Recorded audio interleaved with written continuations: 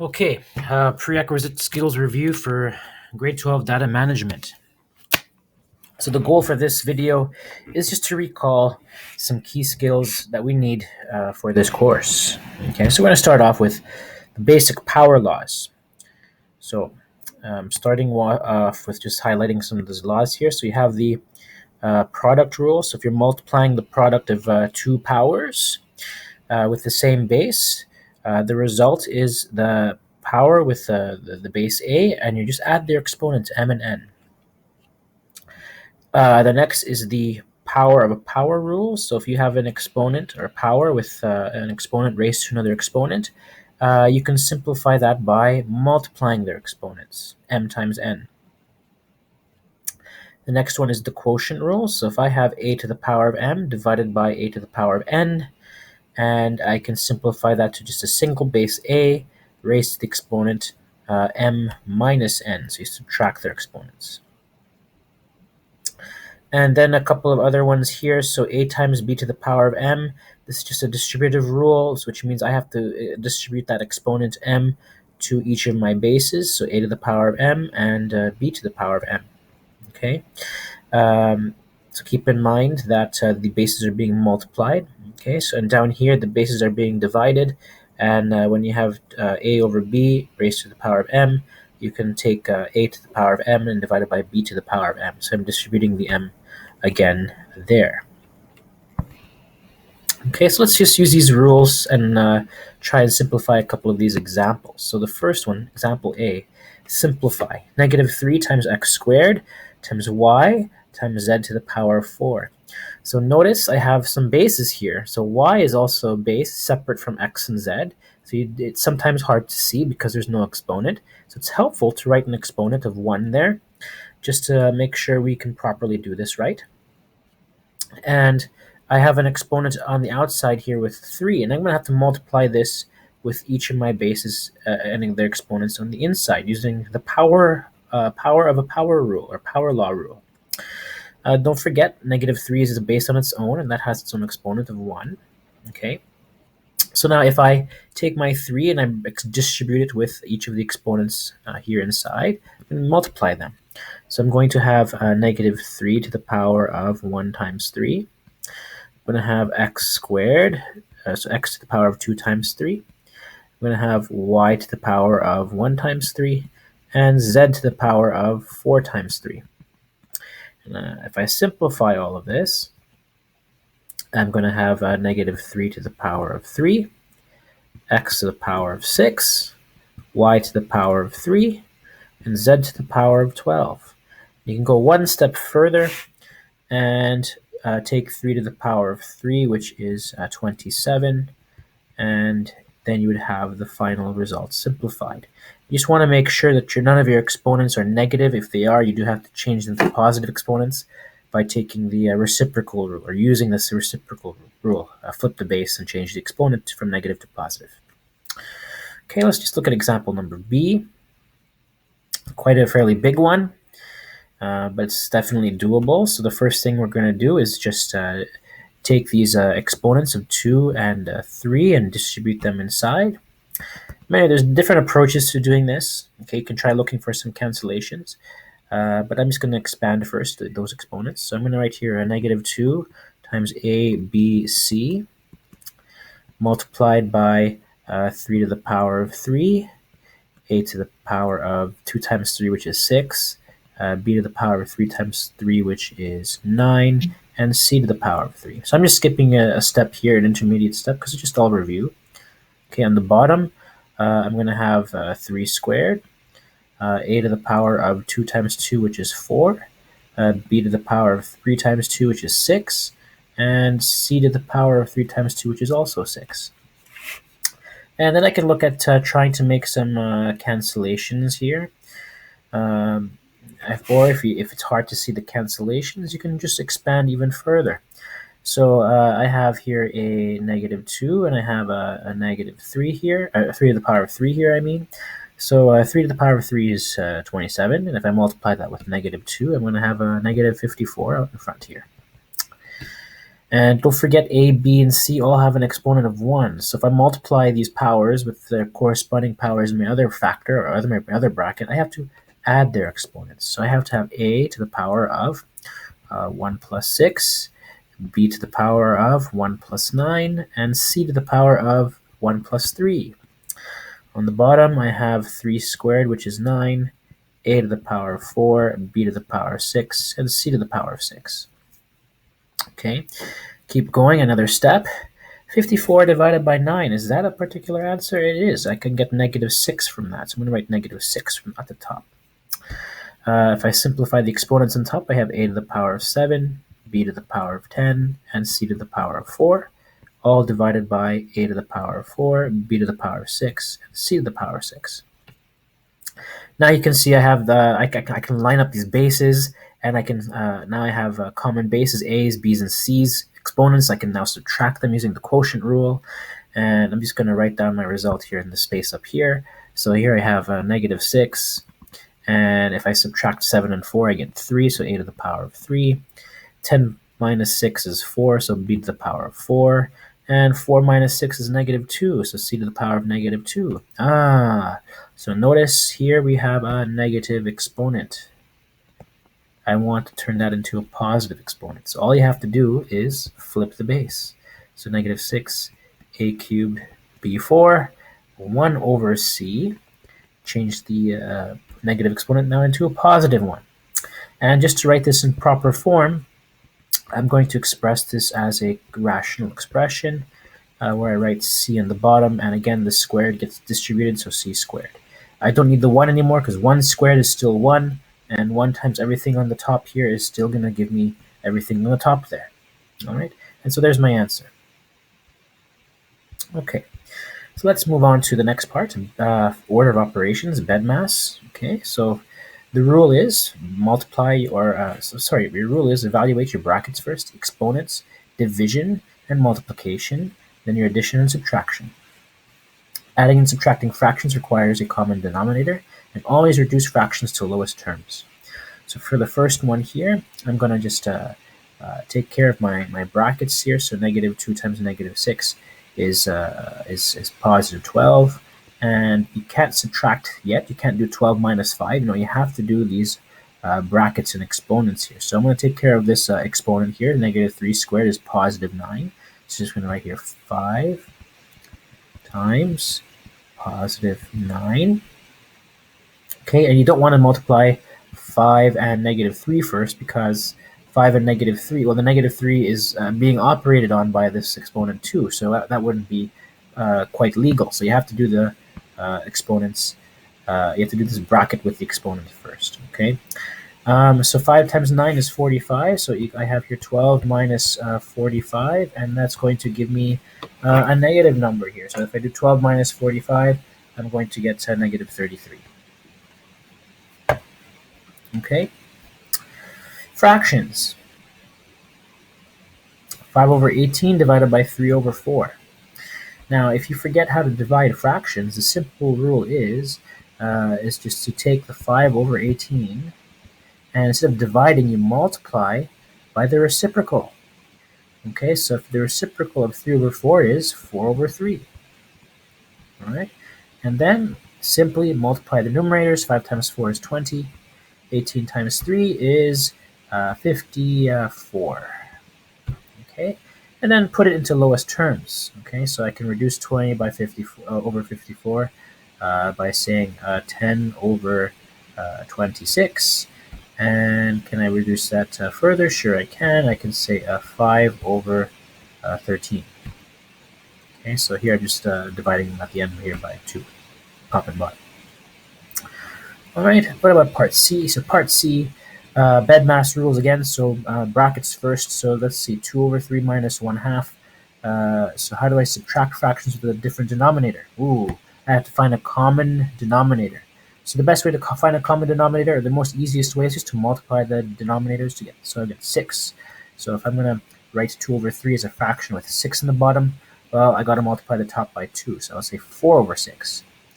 Minus, if I want 1/2 out of 6, it'll be 3 out of 6. So 3 out of 6 is the same thing as saying 1/2.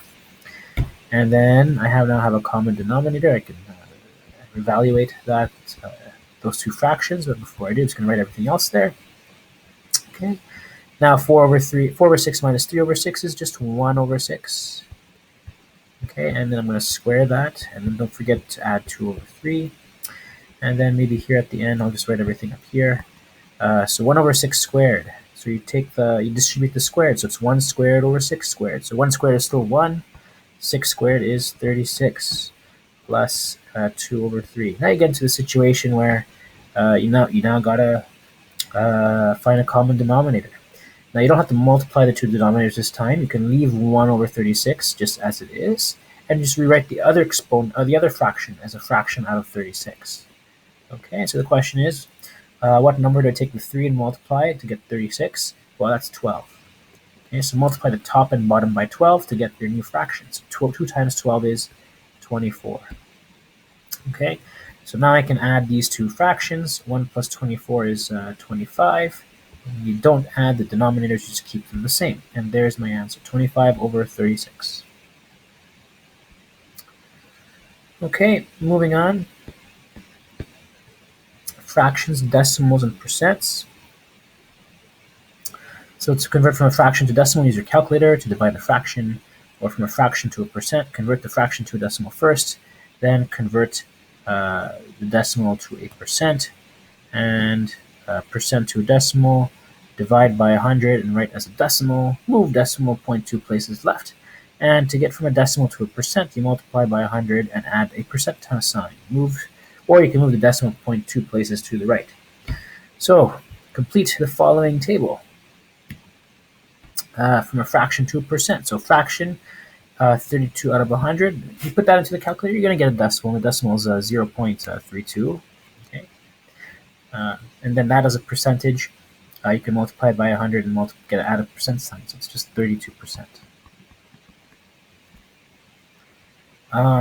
6 3/5. So let's convert that to a decimal. So you can just go to your calculator. By the way, this is a mixed number. You want to convert this to an improper fraction. So if you forget how to do that, so I'm going to rewrite that this way. So 6 3/5. What you got to do is multiply the whole number with the denominator. 6 times 5, this gives you 30, right? So 30.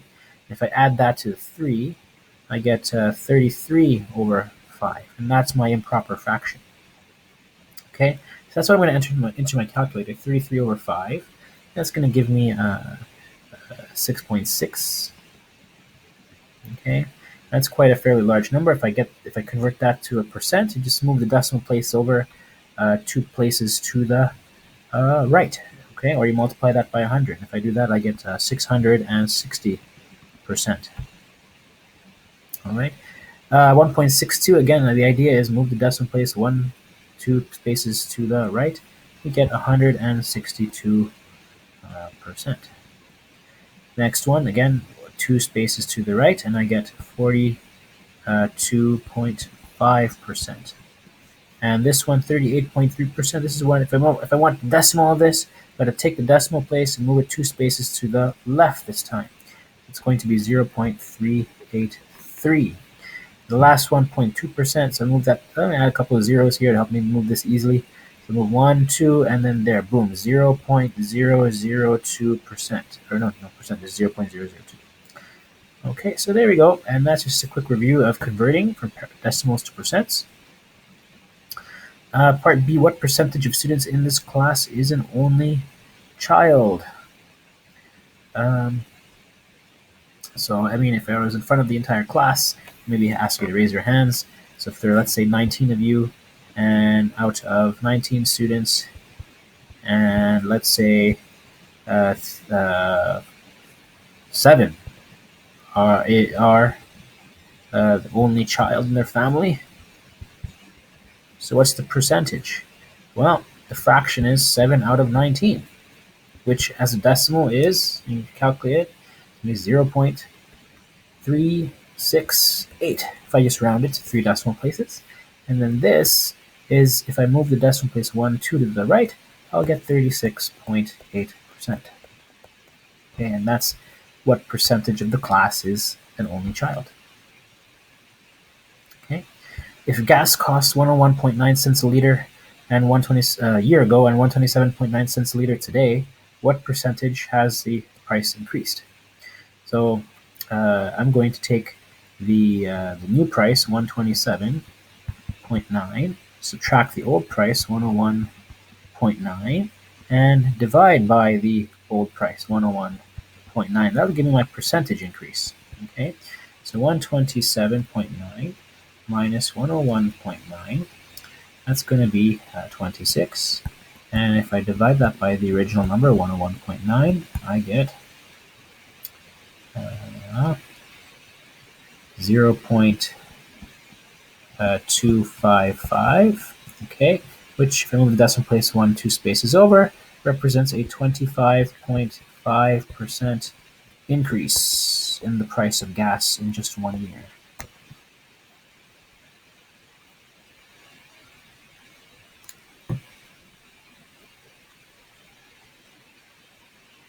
Okay. In a random survey of 200 grade 12 students, 43% said that they had a part-time job. How many of those surveyed have a part-time job?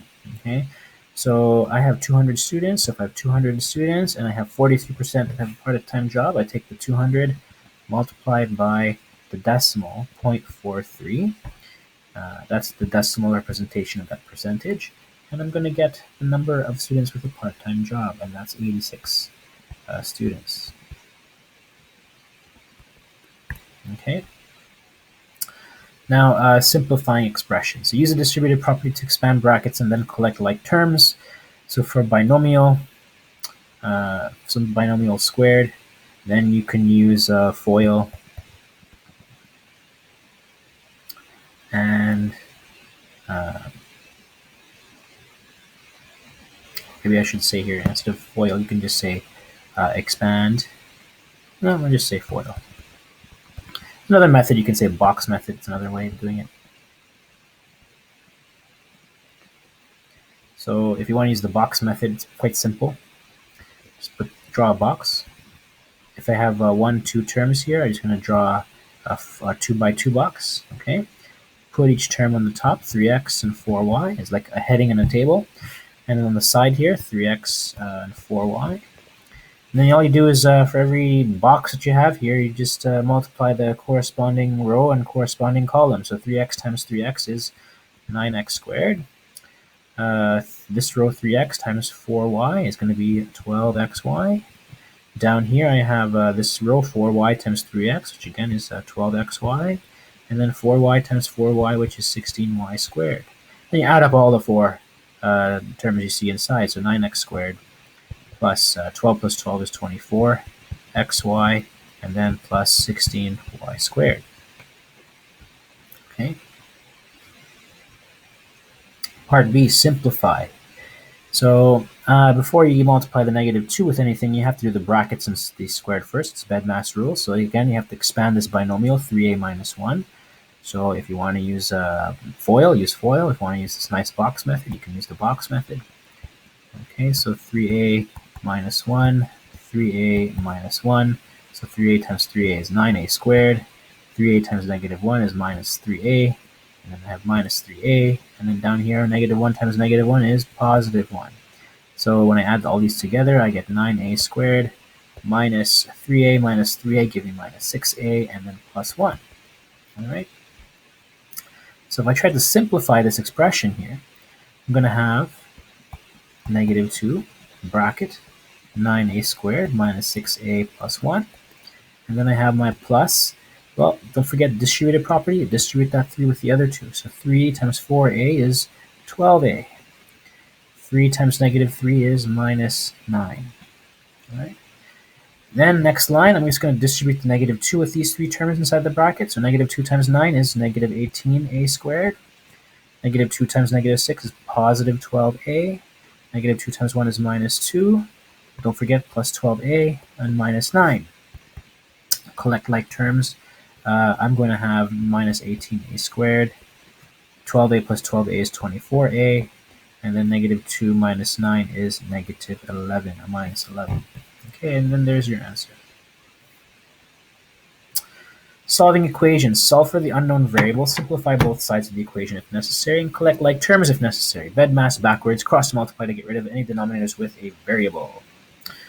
Okay, so solving equations. So 2x squared plus 3 equals 75.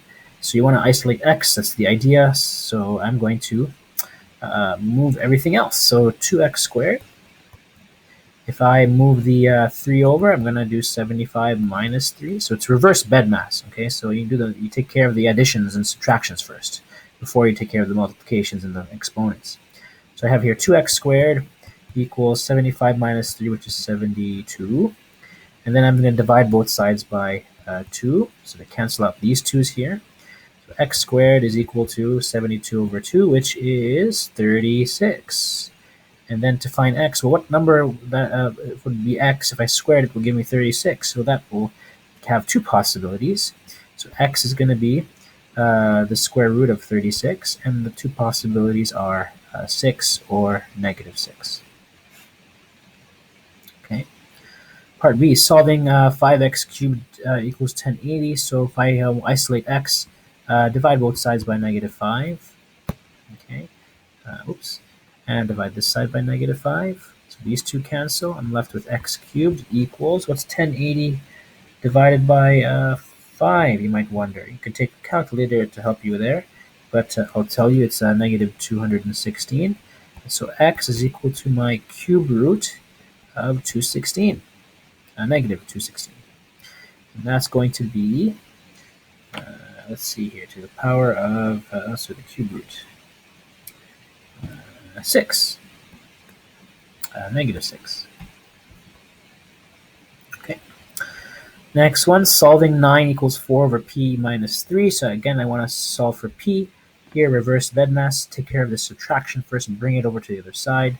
So when you bring it over, it becomes plus 3 equals 4 over p. And then, how do I do this? Well, 9 plus 3 is 12 equals 4 over p. What you might want to do is kind of like do a partial cross multiplications here. So I'm going to do 12 times p equals 4. And then if I want to bring the 12 down or divide both sides by 12, I can cancel those two out. So p equals 4 over 12, or you can reduce that and say 1 over 3. Okay. Next one, solving two rational fractions on both sides. So to do this, you just have to cross multiply. Okay, so here I have 7. I'm going to bring the 7 up. So 7 times 2x minus 4. And when you have two terms like this up here, you just gotta automatically put them in brackets like this. Okay, before you multiply that 7. Otherwise, it wouldn't be right to say 7 times 4 only and you leave the 2x alone, or 7 times 2x and leave the 4 alone. No, they have to both be multiplied. Okay, and then I do have 4 times 3. Okay, so distribute. So here I'm going to have 7 times 2x, which is 14x. 7 times 4, which is minus 28. And that's equal to 4 times 3, which is 12. Okay.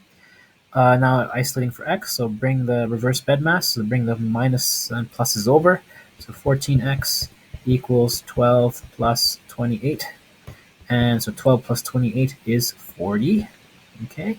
And 14x is equal to 40, which means x is equal to 40 over 14. And 40 over 14, we'll just say that's, you can give the decimal of that, or you can reduce it to lowest terms, so 20 over 7. Okay. And last two examples here. So how do you solve for something like this with x's on both sides? So first I'm going to do is just expand everything here. So 9x minus 18 equals negative 18x minus 6. And then I'm going to bring the x's together on one side. So 9x, let's bring this over, plus 18x equals, let's say, negative 6, and bring this over, plus 18. Okay, so 9 plus 18 is 27x, and negative 6 plus 18 is 12. And so x is equal to 12 over 27. Okay. Now this side, again, x is on both sides, but now they're in denominators, so I have to kind of do a little cross multiplication here. So 3 times 3x plus 1 equals 2 times x minus 2. And then I'm going to just distribute both sides here. So 9x plus 3 and 2x minus 4. Okay, collect like terms. So 9x, bring the 2x over, it becomes minus 2x. And I have minus 4, bring the 3 over, it becomes minus 3. And so 9x minus 2x is 7x. Negative 4 minus 3 is negative 7. And so the answer for x here is negative 1. Okay. And that's just a quick review of a lot of concepts from past math. Mostly grade 9 math, maybe some grade 10 math. But it's not very hard math at all. Okay. All right.